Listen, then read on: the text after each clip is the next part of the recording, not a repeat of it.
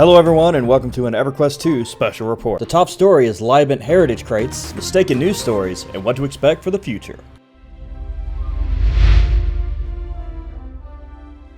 Libant Exchange heritage crates were recently added to the game. These had a cool looking armor, chances for time reducers for spells, mounts, mercs, and familiar experience, but also had something new. These crates had keys you could use to get extra loot after finishing challenging dungeons, crates you could use to get a buff to get a small chance of getting a piece of raid loot after killing a boss, or heroic 3 bosses, and the most controversial item, a loot resetter for bosses in H3 zones after you've completed the zone. The idea seemed like a solid way to increase sales for crates while also limiting the impact to challenging content that could not be abused due to the difficulty, also sparking PC Gamer to write a completely out-of-touch news story that got most of the facts wrong. I believe the player backlash, as they called it, was a little exaggerated. This PC Gamer news story, written by Joshua Wallen, starts with a misleading title claiming that the addition was pay to raid, whereas the raiding benefit of this update was mostly a minor piece equating to a 20% chance for an extra drop on a single raid kill and did not affect anyone else in the raid. Also, you would have to spend a large amount of money to even get a small increase in loot from raids, which also takes the cooperation of around 20 plus people. I'm not in favor of pay to win completely mechanics, but I do understand the need of an older game with a small player base to raise money to actually function. If we do not support EverQuest 2, it will shut down and be gone forever. The story also stated you could bypass an 18-hour lockout by using a personal treasure unlocker, stating personal treasure unlocker, which would let players reset the loot lockout timers on the game's bosses,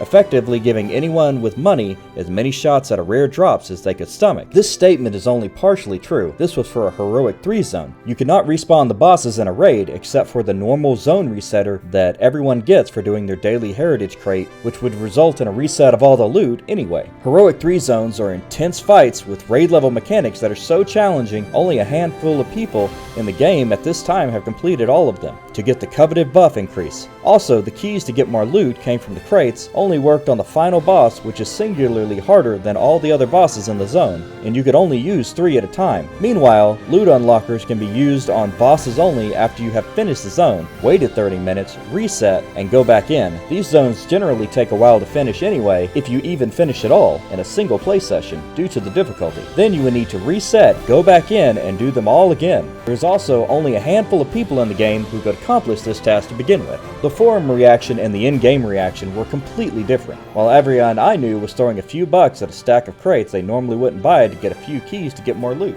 Also, to top it all off, each member gets the option to buy 10 of these crates for the equivalent of $5 each month as a free gift. One of the real major problems with these crates was gambling addiction. These crates were very similar to loot crates seen in other games that caused legal problems as online gambling. Darkpaw took swift action to remove its content and are reworking crates to not have the loot resets, extra chance crates, or keys in them. One part of the news story that they did get right is the quote from Darkpaw when they took the crates down, stating, "We heard you and understand there are particular elements of the Libant heritage crate that run counter to our shared values," read the post from the dev named Candor, announcing that Daybreak will no longer be making any of these types of items available. The crates and most of its current contents will no longer be for sale. But don't fear, Cobalt crates will be coming back, so save your monthly crate day for their return. And to PC Gamer, let's try to get the news right when we make a story.